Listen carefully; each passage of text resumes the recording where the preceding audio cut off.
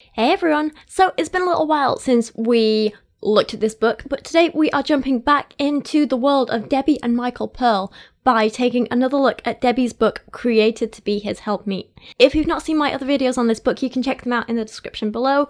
I really recommend going and having a watch of them if you fancy a giggle and just want some advice on how not to have a happy, healthy marriage. But for now, we are going to jump right into reviewing a little bit more of this book today, and today we are looking at Debi's advice to other women. So these are sections of the book where she actually prints letters that she has received from other, usually married women, and then gives them advice. We're going to be looking at this bit. You know, let's just jump right into this. So we are going to start with this letter to Debi, which reads, "The sweeter I am to my husband, the more he likes me, and the more I like myself. I know most of my depression was because I hated myself over how I treated my man and how he reacted to me.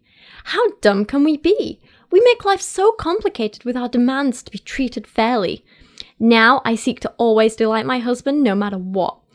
I do not know why I expected him to like me when I was so unlikable and mean." Seriously, this bit about being treated fairly sounds like something that I would say, like, sarcastically, and yet here is a real woman actually saying it. That's gross, right? Seriously, we make life so complicated with our demands to be treated fairly. Are you serious? Anyway, she goes on. "Anyway, he's been treating me like a princess. His face lights up when he sees me. He holds my hand, puts his arm around me, smiles at me all the time, tries to help any chance he gets, and just wants to sit and talk. I am the queen of his heart and the fire in his bed at last." So basically, to give a little bit of context, this letter is about a woman who says that, you know, she used to be really miserable in her marriage, and the only way she found to fix it was to start blindly doing everything her husband asked, and now her husband's really happy, so she's totally happy all the time. But what she doesn't realize is that marriage isn't just an either or. It's not just A, blindly agreeing to do everything the husband says without question, or B, refusing to do everything the husband says without question and being miserable and keeping score. Is not an either or. They're not the only options, you know? It's a little bit naive. I mean, hell, Dan treats me like a princess. We're both really happy, and I don't just blindly do whatever he says.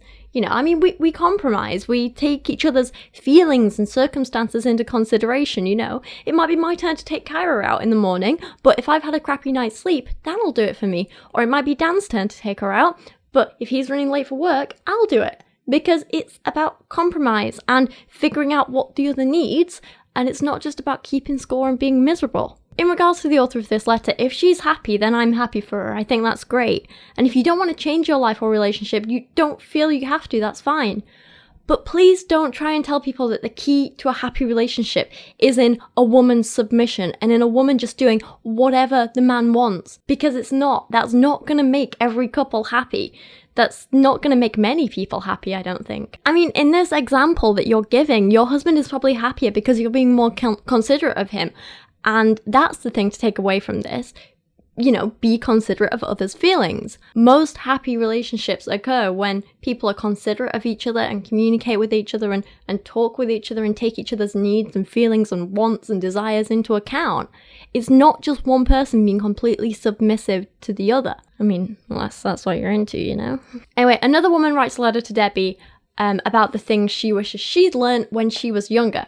This woman is now in her 50s and was married in her 20s and divorced soon after. Apparently there are a lot of problems in this marriage, and she says, you know, here are the things that I wish I'd learnt back then, which I think is a great idea for a letter. That's a good thing to write about. But I would say, you know, maybe her problems from her marriage in her early 20s were just because she was married too young. She wasn't with the right person. She didn't know enough about herself before getting into a serious relationship. I would say maybe they're what the problems were. Not this woman. She has better advice for what she wishes she'd done differently.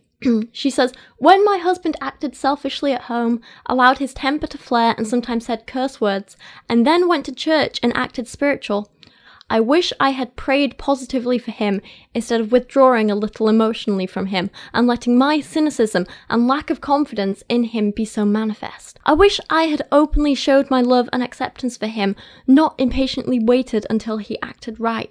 By this, I think she means, I should have let him get away with more. I should have let him shout at me, hit me, whatever he needed. Maybe then he'd never have left me. She writes, "When he spent money I thought we didn't have, I wish I had remained quiet and trusted God. I wish I had shown continued confidence in him, regardless of his decisions." Here, what I think she means is, I wish I'd just let him spend our money however he wanted. We might have been in debt, but we'd have been in debt together. So irresponsible. When he wanted me to do something and I didn't want to do it, I wish I had cheerfully complied instead of making him sorry he asked. Hard-headedness is not a trait to endear any woman to a man. By which I think she means, I should have done butt stuff.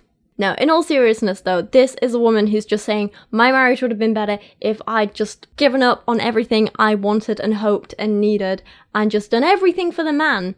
Oh, he was angry and shouting at me, I should have just taken it and been his doormat. No. I mean, well, okay, maybe, yeah, you wouldn't have been divorced if you'd just taken all that, but you really think you'd be happier than now when you're like an independent person and just, you know, I would much rather be alone than in an unhappy marriage. And I think if you'd rather stay married to someone who is wrong for you, who is potentially verbally abusive to you, who is nearly getting you in debt because he's so irresponsible, if you'd rather stay in a relationship like that, I think you need to reevaluate your position in life, you know? This doesn't sound happy. Next up, I want to read a fairly long story from one of Debi's fans.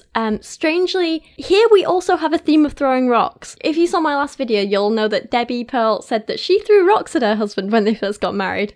And you will see a similar theme here. It seems to be a trend in this book. So I think the big takeaway from all of these videos and from Debi's book in general is that if you want a good marriage, throw pebbles. If you want a great marriage, throw rocks. And with that, a little bit of self-promotion in here. If you want, I throw pebbles, t-shirts and tank tops and jumpers and hats and fun stuff on my merch store. If you want to go check that out, there's a link down below. But anyway, on to the story. I think this is something that we can all learn from here. The chapter is titled, To Obey or Not to Obey? That is the question, with this story titled Throwing Rocks. This woman writes, Dear Pearls, about 6 months ago I noticed that every evening my husband started going to our spare room to work on his computer. One of our younger daughters often cried when he was around, so he said he was giving her space and trying to avoid upsetting her. Seems a bit dodgy to me, but okay. Besides, he was tired and wanted some peace after working all day. I inwardly wondered, but let it pass. His evenings in the room started earlier and earlier and lasted later as time passed. I would ask what he was doing and he would say it was research for work or he was trying to build a website. On occasion, I tried to get in the door to see him about something, but it was locked, and my husband would call out that it was because the kids wouldn't leave him alone, so he had to keep it locked while he was in there. Okay, so what I'm getting from this introduction is that apparently the husband is hiding something, right? And the wife isn't sure what it is. My advice would be, how about talk to him? Say, hey, look, I feel like you're hiding something from me. I'm not sure all this time apart from me and the family is healthy. What can we do about this? You know, if he is hiding something, why doesn't he trust you enough to share it with you? Talk about that stuff and work on it together. That would be my advice. That's not what this woman did. One day, a friend came over, and I asked her if she would show me some things on the computer since I knew nothing about it. She was surprised because part of the wiring had been removed so it couldn't... She was surprised because part of the wiring had been removed so it could not turn on. It was then I finally admitted to myself that my wonderful homeschooling church-leading husband was into porn. Wait, what is the jump here? Wait, what? Okay, so your husband's been really, really sneaky and he's removed part of the wiring from the computer so you can't turn it on and see it. Okay, one, that is a big red flag, I admit that. That is crazy, and if he feels the need to hide something to that extent, then there is no trust in your relationship, and that is something you need to work on. Damn. Also, just because he's hiding something on the computer, why do you immediately go to porn? And why is that such a big problem in the first place? I don't get it. I don't know, maybe it's not porn, maybe it's an affair, maybe he's... I don't know, I don't really know what people hide these days. What sort of stuff do people hide?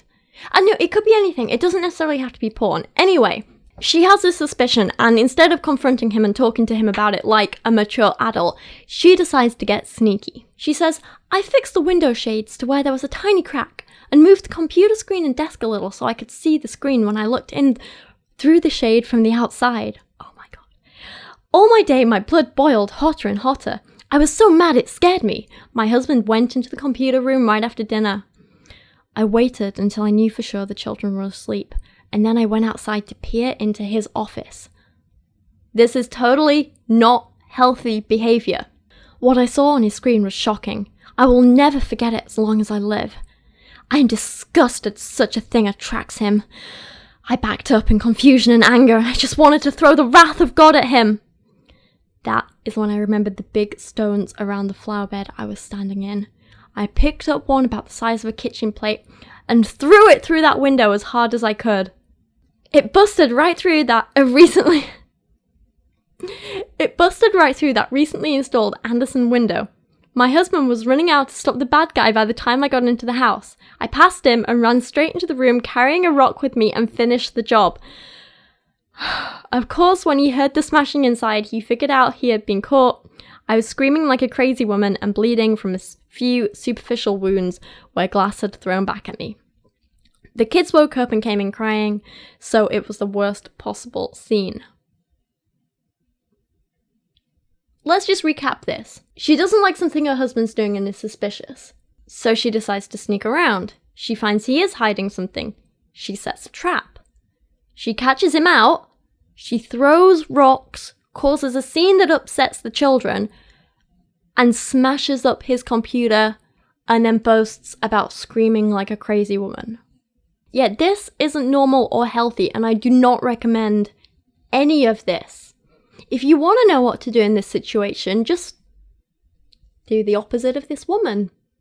I get it, sometimes people act, a little bit unpredictably, a little bit crazy when they see something that's shocking or upsetting, or they find out something shocking or upsetting. I get that. But it's the bragging about it that's a little bit crazy. I'm not sure anything really warrants smashing up objects that much. It's upsetting the children and not regretting it that's not good. And it's the fact that she was like sneaking around to catch him behind his back that just feels really weird and unhealthy and not normal. Anyway, it goes on and gets worse, right? My husband tried to pretend like I was a hysterical woman and that I had not seen any porn, but I was past his self-righteous nonsense. Yeah, a decent human being just doesn't try and hide their mistakes like this. They own up to it. I mean, like, personally, I don't think watching porn is a bad thing anyway, but just like if we take it in the context of he has done something to break his wife's trust, this is not the way to go about it, husband. Like, seriously, just own up to your mistake, apologize, try and fix it together. That's what you should be doing, not just, oh no, you didn't see it, you're a crazy woman. That's not healthy. So there are big problems on both sides of this story, right? I told him that tomorrow I was going to call everyone we knew, including his mother, and tell them exactly what I saw. Again, that's not a normal reaction. You have an issue, a private issue in your relationship between the two of you. You don't threaten him by saying, I will tell everyone we know about this. Again, that's not a normal reaction, I'm afraid. Then he started saying it was his first time. This only made me madder. He finally saw his act was up and he began to break up with fear and the shame of being exposed.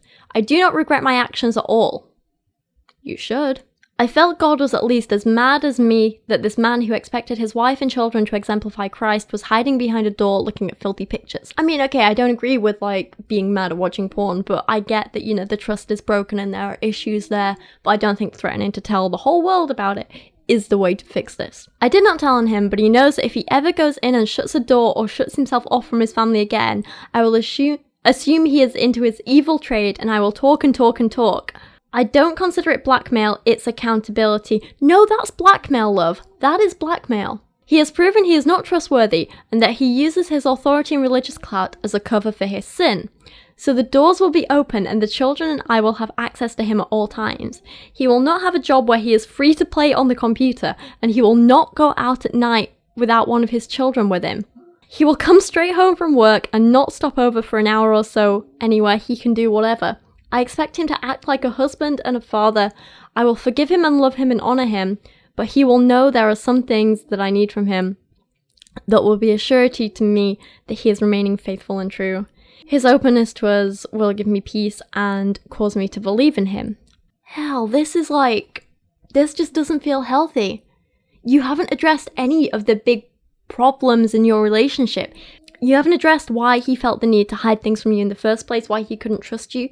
You haven't addressed why you two have these trust issues, why he felt the need to hide things from you. You haven't addressed why he was looking at porn in the first place. Personally, I don't think it's a problem, but clearly you two do, so you need to address that and talk about it. You haven't fixed anything. You're just trying to paper over the cracks with threats of, if you do this again and don't do exactly what I say, I'll tell the world on you and make you feel ashamed and embarrassed. That's not a healthy way to deal with private problems. And treating him like a child and doing this whole the doors will be open, you can't do this, you can't do this. That's not a way to rebuild trust in a relationship. That's not a way to show forgiveness. That's not a way to work on anything. You're just treating him like a child. That doesn't sound like a happy, fulfilling relationship for either person. I write this as a testimony to you to share with others. I know you talk against religiously controlling women, yet somehow I believe you'll understand and approve of what I did. Drastic times call for drastic measures.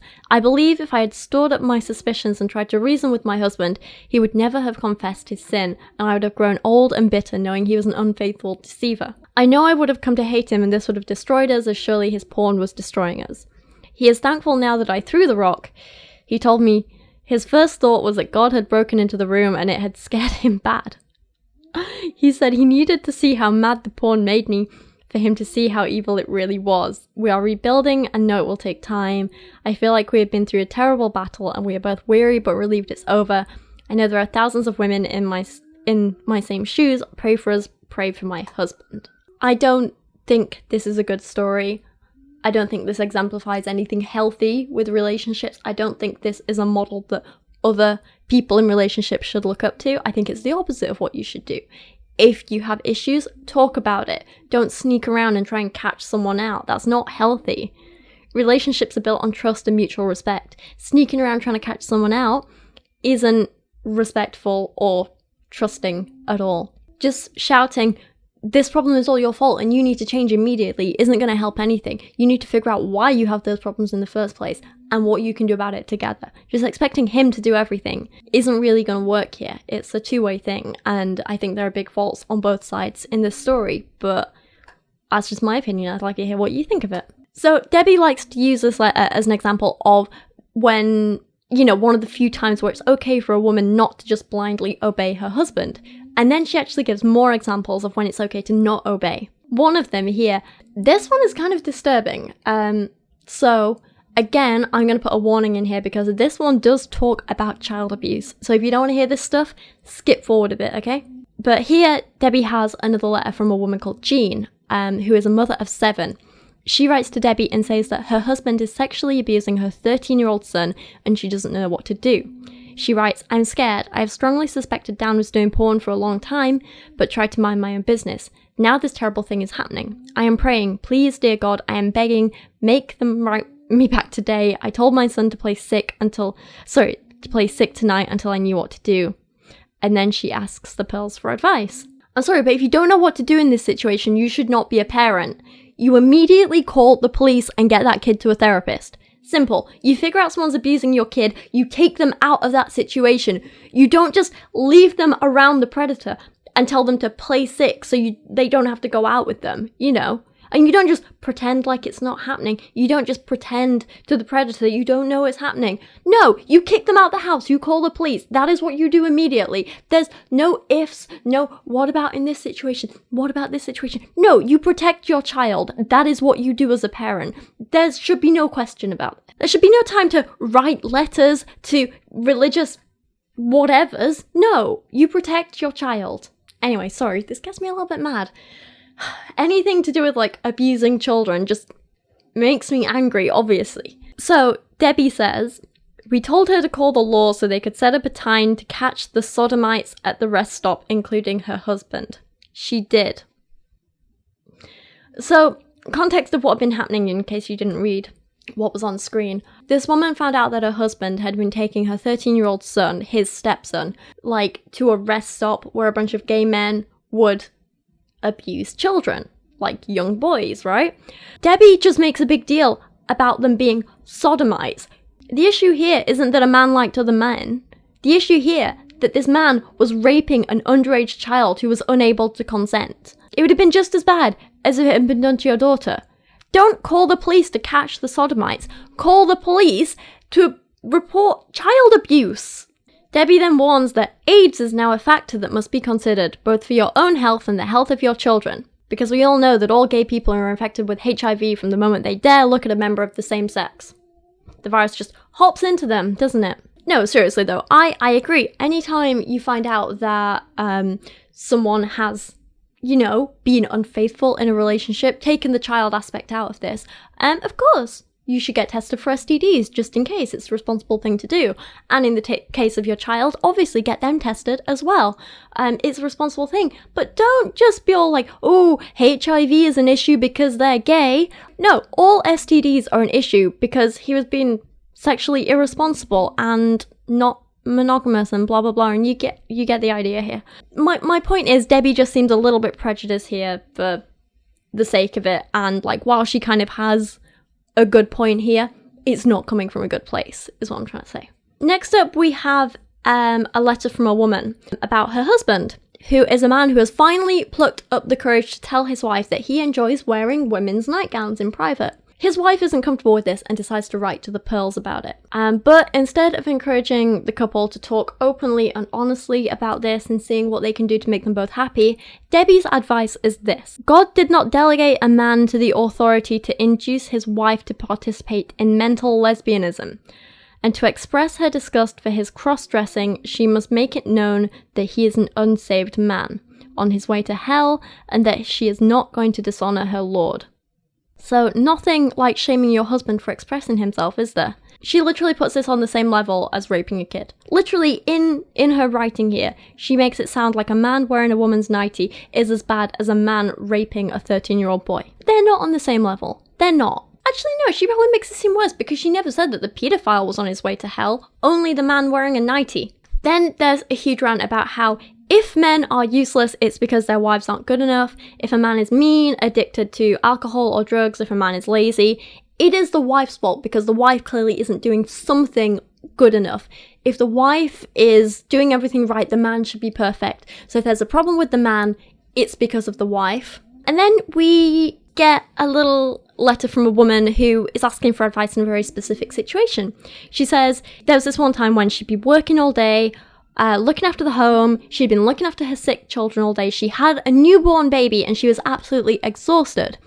When her husband came home from work, he was rude and insensitive and only asked, when will dinner be ready? The woman asked what she should do in this situation. My advice would be, speak to your husband. Be honest, explain to him how you're feeling. If he cares about you, he'll care that you're exhausted and worn out and tired. It is more than okay to ask your husband, hey, do you mind making tea tonight? Or helping me make tea tonight? Or, hey, we're both feeling crappy, do you want to just grab a takeaway? Or head out for food? Something like that. There's nothing wrong with saying that. Just explain how you're feeling. He'll explain how he's feeling. You can work on a solution together. Simple as that, right? Communication is essential. Working together is essential. Find the best possible solution for both partners. That's what's important. Debi doesn't give this advice. Debi just says, Jill, it is your duty, your job, and in your best interest to serve your husband. That's it. This poor, exhausted woman. It is her duty and her job to serve her husband, regardless of how it makes her feel. She's literally just popped out a baby, for God's sake, and you're saying, doesn't matter. Serve your husband, bitch. Debi tries to justify this by saying that apparently helpmeets have to be sober and have common sense. A sober wife is one who faces the fact she is no longer a freewheeling individual with time to do as she pleases. She knows that marriage is a joyous but also a grave responsibility. She cannot be flighty and frivolous. She makes a commitment to be the best wife, mother, and manager of the home that anyone could be. She becomes the acting CEO of a great enterprise of which her husband is the owner. Her most basic responsibility is to make her husband's home run smoothly. So instead of marriage being a happy, fun partnership and growing a life together, marriage is about being an underpaid, overworked employee that someone else gets the benefits of. Yeah, that seems fair. Back to the letter writer Jill, and she gives the advice of making the same meals on, each day of the week in order to make things easier, because as wives, our life's work should be to perfect how we may please our husbands. I don't want that to be my life's work. She then gives advice about how you should have dinner ready when your husband gets home from work, prepare yourself before he gets home by putting on makeup and putting a ribbon in your hair. Don't mention any of your own problems or feelings because the evening should be his to do with as he likes. I mean, this has to be a joke, right? This is like something out of the 50s, but even in the 50s, people probably still thought it was crap. It's ridiculous. This has to be a joke, but it's not a joke, and that's the kind of terrible thing. Anyway, we are going to end this here. Let me know what you thought of these letters from real actual women. Let me know what you thought of Debbie's advice to these women. Let me know what you think about being created to be a helpmeet. Do you women out there just live your lives to please a man? Please don't. Seriously though, let me know what you thought about all of this and everything we've spoken about today. In the next video about this book, we are going to be looking at some of Debbie's overly judgmental stories about other random women she sees on the streets and just having a little bit of a giggle about them. But for now, thank you so much for watching today. If you want to grab my I Throw Pebbles t-shirt, hats, any other goodies, you can on my merch store. I'm rambling again, but for now, thank you so much for watching today. I really do appreciate you guys. You're amazing. And hopefully I will see you again soon. Thanks so much for watching today. If you enjoyed this, you can check out more from me at the Here and How podcast, a weekly science podcast I host with Rationality Rules and Holy Kool-Aid. In the meantime, you should know I have merch available now and it's awesome if you want to go check it out. But for now, a huge thank you goes out to everyone supporting me on Patreon this month. You guys are awesome. Seriously, a huge thank you especially goes to Gambit and his Chauffeur, Deshauwn, Mark Dauner, Eric Reed, Christian Berg, Rachel B. Royer, Jadeon Sheppard, Jaylee Moore, Religion is BS, Sir Michael Moore, Matthew Meinema, Tate D, Gibbs, Greg Ladd, and Pixelated Skeptic. Plus, check out everyone else who is mentioned here on this end screen and down in the description below. I love you guys so much.